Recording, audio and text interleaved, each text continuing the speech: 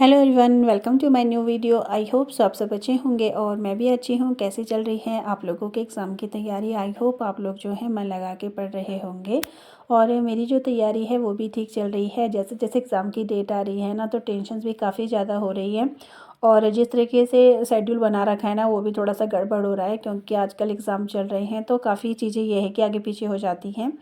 और आज था संडे, तो संडे वाला दिन तो मेरा जो है बच्चों की कॉपियाँ भी चेक करनी थी।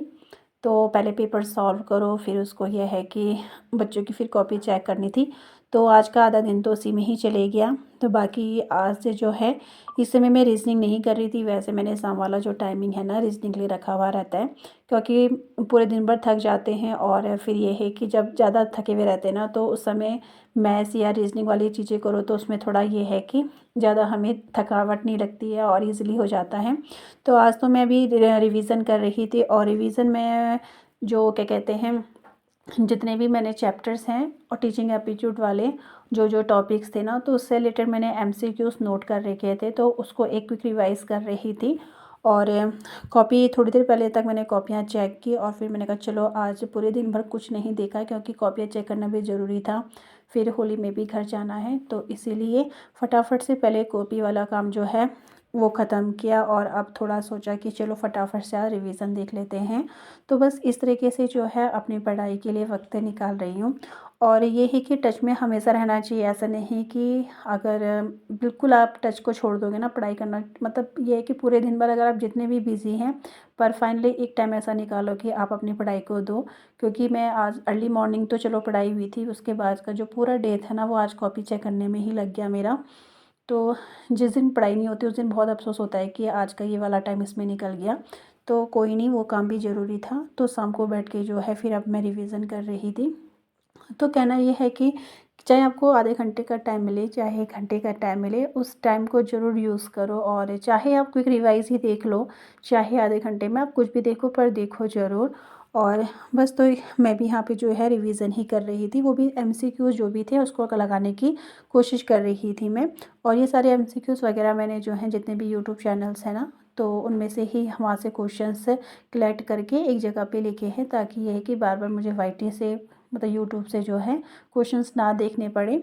तो बस उसी का ही यहाँ पे जो है मैं एक क्विक रिवाइज़ कर रही हूँ। और बाकी तैयारी उत्तराखंड की हो गया और रीज़निंग सबको लेके चल रही हूँ। और हिंदी हिंदी और मैंने हिंदी के लिए टाइम नहीं मिल रहा है क्योंकि बाकी सब्जेक्ट तो हो रहे हैं, क्योंकि स्कूल में भी जो है आजकल एग्ज़ाम चल रहे हैं, तो जिस वजह से कि वहाँ पे ड्यूटी वगैरह लग रही है, तो बिल्कुल भी टाइम नहीं मिल पा रहा है।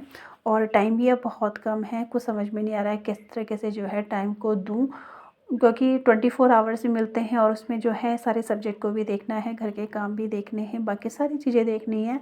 तो अब सोच रही हूँ अब कहाँ से कौन सा टाइम निकालूँ, क्योंकि 24 घंटे से ज़्यादा टाइम तो हमें मिलेगा नहीं। फिर भी पूरी तय कोशिश है कि हर एक सब्जेक्ट को टाइम दूँ। बाकी जो है हिंदी के लिए बिल्कुल भी टाइम नहीं निकल पा रहा है, क्योंकि कोशिश कर रही हूँ कि उसको भी वक्त दूँ।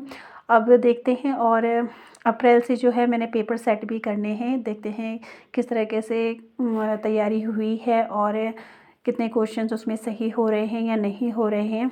और पेपर सेट जो है मेरे पास, एक मैंने आप लोगों को चैनल में शेयर भी किया था, तो 25 प्रैक्टिस सेट है मेरे पास। बाकी जो है मैंने उत्कृष्ट एकेडमी का भी लिया है, तो दोनों ही मैं 1 अप्रैल से स्टार्ट करूँगी। और 27 डेज़ का है, 20 मतलब 27 तारीख को पेपर होना है। तो 25 प्रैक्टिस सेट, एक सेट एक दिन को लेके चलूँगी, तो 25 दिन में 25 हो जाएंगे। तो ये मतलब टारगेट कर रखा है कि 1 तारीख से जो है पेपर सेट करना शुरू करूँगी और प्रॉपर 3 घंटे लेके, जैसे हमें एग्ज़ाम में टाइम मिलता है ना, उसी तरीके से जो है प्रॉपर बैठ के, ताकि कोई डिस्टर्बेंस भी नहीं हो, अपना 3 घंटे फोकस करके हमें देना है, ताकि हमें अपने टाइमिंग का भी पता चले कि हम कितने क्वेश्चन में कितना टाइम दे रहे हैं और सारे क्वेश्चन अटैम्प्ट कर पा रहे हैं या नहीं, और कितने सही हो रहे हैं कितने गलत हो रहे हैं, वो देखना भी ज़रूरी है, ताकि हम खुद का जो है वैल्यूएशन कर सकें। तो इस तरीके से करूँगी और 1 तारीख से ही करूँगी। और जिन्होंने भी प्रैक्टिस सेट नहीं लिया तो प्रैक्टिस सेट ज़रूर लेना, ताकि आपको ये है कि एक प्रैक्टिस सेट जब करोगे तो आपको पता चलेगा कि एक साथ हम जब सारे क्वेश्चन को सॉल्व करने की कोशिश करेंगे तो किस तरीके से हमको जो है ना अपना टाइम मैनेज करना है और सही टाइम को यूज़ करना है ताकि हर एक पार्ट को जो है समय दे सकें। क्योंकि कभी-कभी ये होता है कि हम एक पार्ट को ज़्यादा समय दे देते हैं तो उसके चक्कर में दूसरा पार्ट जो जिसमें हमें क्वेश्चंस आते भी हैं ना, वो क्वेश्चंस भी नहीं हम कर पाएँगे क्योंकि हमने टाइम को अच्छे से जो है मैनेज नहीं किया होता है। तो इस तरीके से जो है आप प्रैक्टिस सेट ज़रूर लगाइएगा ताकि आपको एक पता चले कि कितने टाइम में हम कितने क्वेश्चंस कर पा रहे हैं और हमारी प्रैक्टिस किस तरीके से है और कितनी स्पीड है हमारी उस पेपर को करने की। तो बस, और जिन्होंने प्रैक्टिस सेट नहीं लिया तो ज़रूर ले लेना। बाकी मैं आपको कमेंट बॉक्स में ज़रूर बता दूँगी अगर आपको अगर आपको पता करना होगा कि कौन-सा प्रैक्टिस सेट लेना है। बाकी मैंने तो उत्कृष्ट अकेडमी की ऐप से ही लिया है और जो है मेरे पास 25 प्रैक्टिस सेट का बुक है मेरे पास, तो उन दोनों से ही मैं सॉल्व करने की कोशिश करूँगी, बाकी तो और अदर मेरे पास नहीं है। और अगर आप लोग मुझे कुछ मतलब सजेस्ट करना चाहते हैं प्रैक्टिस सेट के लिए तो ज़रूर बताइएगा ताकि मैं और पेपर सेट जो है करने की कोशिश करूँ। क्योंकि लास्ट टाइम पे हम जितने पेपर सेट करेंगे ना उतना हमारा कॉन्फिडेंस बढ़ता है और उतने अच्छे से हम जो है एग्ज़ाम में भी पेपर को जो है करने की कोशिश भी करेंगे। तो बस, और आज जो है मैंने जो मैं मतलब किस तरीके से मैंने जो है ना एमसीक्यूज़ से लिख रखे हैं वो बताती हूँ मैं आपको। बस इसी का जो है ना मैं रिवीज़न कर रही थी ताकि ये है कि एमसीक्यूज़ में जितने भी इम्पोर्टेंट से क्वेश्चंस होते हैं ना वो सारे के सारे कवर हो जाते हैं और किस तरीके से जो है क्वेश्चंस पूछे जा रहे हैं तो वो एक आइडिया भी आ जाता है। तो बस इसी तरीके से जो है अपनी पढ़ाई को कर रही हूँ और आप लोग भी जो है खूब मेहनत करिए क्योंकि बार बार ये मौका नहीं मिलता है। तो चलो फिर वीडियो को करते हैं एंड और मिलते हैं आप लोगों से नेक्स्ट वीडियो में। Bye bye to everyone.